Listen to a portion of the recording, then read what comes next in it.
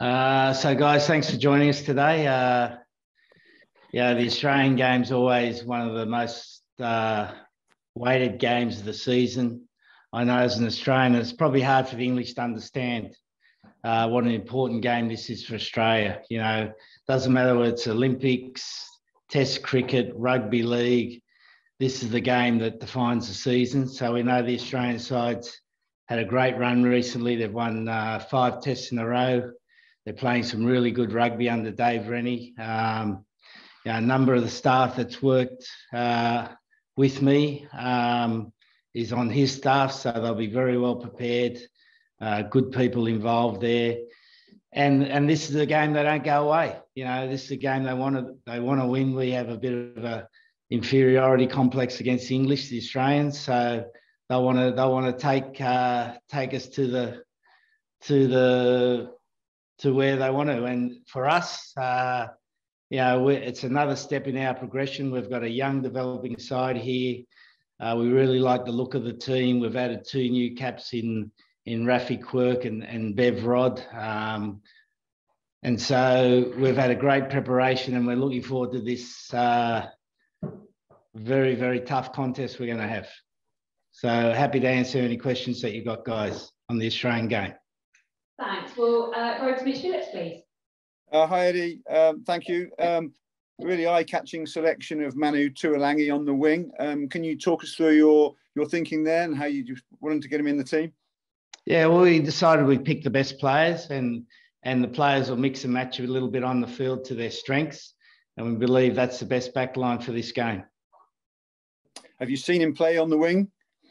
As I said, we're going to mix and match. I have seen him play on the wing, and he can handle 12, 13, 11, 14, probably not 15, but he can handle all those positions with a blum, and he's in the best condition of his career.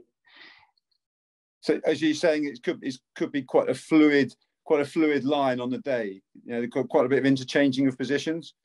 Yeah, that could be the case, mate. We want to use each player to their strengths, and that's why we've picked this particular back line to complement a strong forward pack. And we realise that Australia's going to put a lot of questions to us. And one just quick one on Marcus Smith. He got a great welcome from the fans last week. Do you need to do anything to kind of keep the lid on expectation that fans are expecting fireworks from the first minute? Oh, no, Marcus knows he's got to build his game. I've been really impressed by him since I've started working with him on a daily basis since the summer tour. Yeah, he's progressing in a nice way, but it's his biggest test. You know, he hasn't played a Tier 1 country yet. Thank you. Thanks, Mitch. Nick Mullins, please. Morning, Eddie. How much have you seen of Manu on the wing? Enough. How much in training? Enough. All week? 2 weeks? Enough. What does that mean? Well, that's all I need to see, mate, is enough. All right. What? It's a judgment call. As I said, the players will mix and match to their strengths.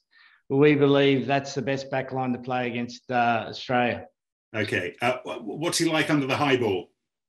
We mightn't have to worry about the high ball too much against Australia. You don't think they'll kick that much? Well, if they do kick, we've got other blokes who are really good under the high ball.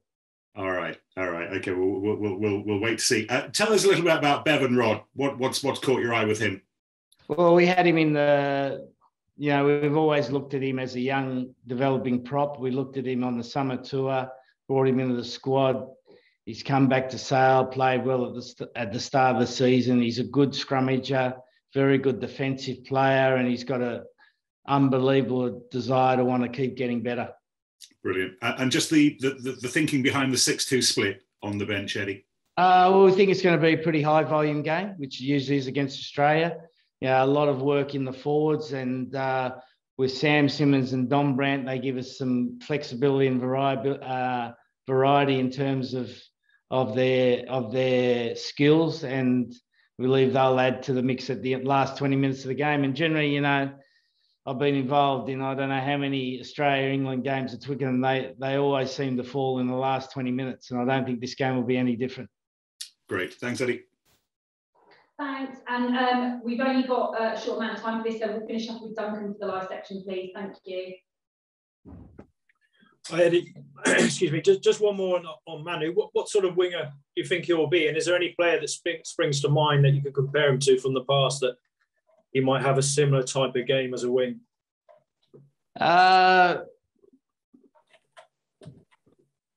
Look, I'd be clutching for straws there, mate. All I see is a powerful player who's probably in the best condition of his career, that he'll add to the ball players we've got inside to finish off movements that we have.